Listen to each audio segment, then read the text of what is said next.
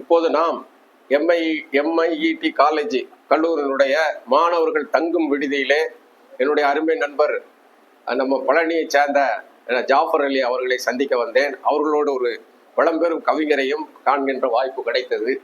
இன்ஷா அல்லாஹ் அவர்கள் பேரு ஹாஜி ஹிதாயத்துல்லா அவர்கள். நல்ல இவர்களும் விருது பெறுகிறார்கள் என்று.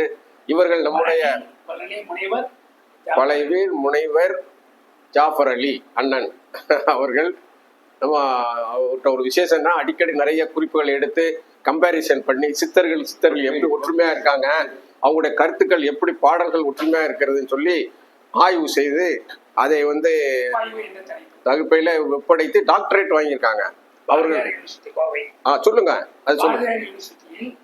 7 ஆண்டுகள் உழைப்பின் பேரில் நான் வேதாத்திரி மகரிஷி அவர்களுடைய 2000 கவிதை தொகுப்புகளையும் தக்கலை பீர்மூத அம்பா அவர்களின் 15000 கவிதைகள் தொகுப்புகளையும் ஞானக்களஞ்சியம் என்ற தலைப்பில் அவர்கள் சலாவுதீன் அவர்கள் எழுதிய விளக்க உரையை நான் ஒப்பாயுடன் ஒப்பிட்டு மகர்ஷியினுடைய கருத்துக்களை ஒப்பிட்டு என்னுடைய ஆய்வு கட்டுரையில் விளக்கி உள்ளேன். மிக திறமையான ஒரு ஒப்பாய்வை நான் எடுத்து ஆராய்ந்ததில் மிக்க மகிழ்ச்சி அடைகிறேன். அந்த ஒப்பாய்வுக்கு மிகுந்த முத்தாய்ப்பாய் உள்ளவர் அவர் சலாவுதீன் நண்பர், உற்ற உறவினர், குடும்ப நண்பரும் ஆவார்.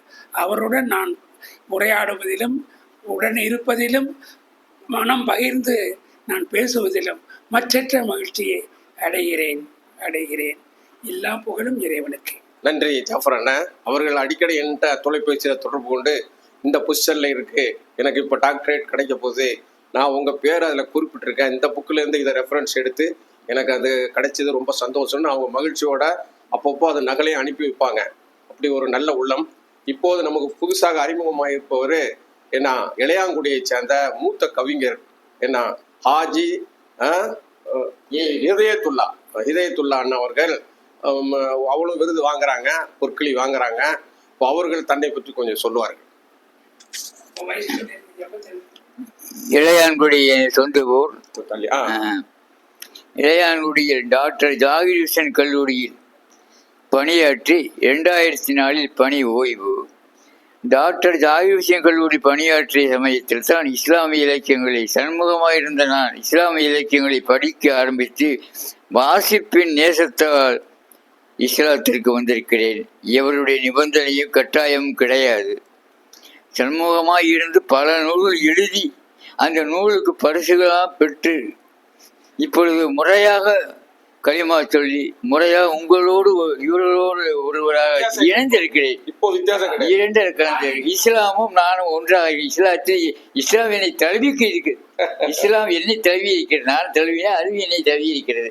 ஆகவே இதற்கெல்லாம் மேலான புகழக்கூடிய அல்லாஹ் என்று சொல்லி இந்த SIT கல்லூரியில் நடக்கும் இஸ்லாமிய இலக்கிய கல்வி பொன்விழா மாநாட்டு விடுதலை விழாவில் எனக்கும் பொற்கிழி விடுதலை தர முடிவு செய்ய வரவழைத்திருக்கிறார்கள்.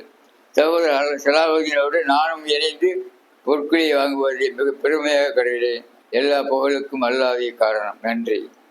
82 வயது ஆகுது எனக்கு. நன்றி. இளைஞராக தான் இருக்கீங்க. அல்ஹம்துலில்லாஹ், நல்லது.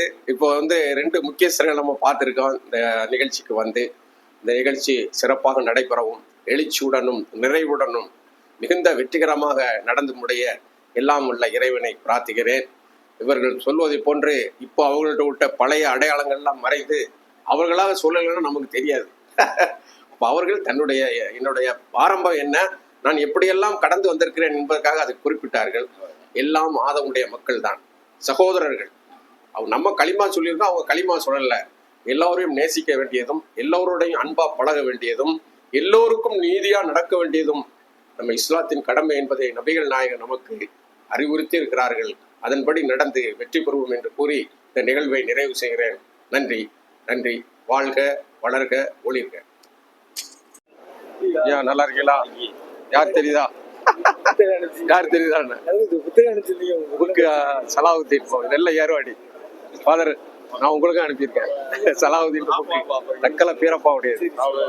ரொம்ப உங்க பேஜ் அடிக்கடி கேட்பேன், சார் பேஜும் கேட்பேன். சுத்தமான இதே இருந்தால் தான் அது பேச முடியும். மதத்தை கடந்த ஒரு உணர்வு நிலை. அதான் நான் உங்க பேச்சுல நான் பாக்குறேன், இவர் பேச்சுலையும் பாக்குறேன். நல்லது, நம்ம எல்லாரும் சேர்ந்து அது பாடுபடணும். நன்றி ஐயா, நன்றி. நம்ம அங்க இருக்கோம் சைட்ல. நான் மேடையில கிராஸ் பண்ணி போனேன். போகும்போது நீங்க என்ன கவனிச்சலாம் தெரியல, விஷ் பண்ண நீங்களும் விஷ் பண்ணீங்க. நல்லது, நன்றி ஐயா, நன்றி.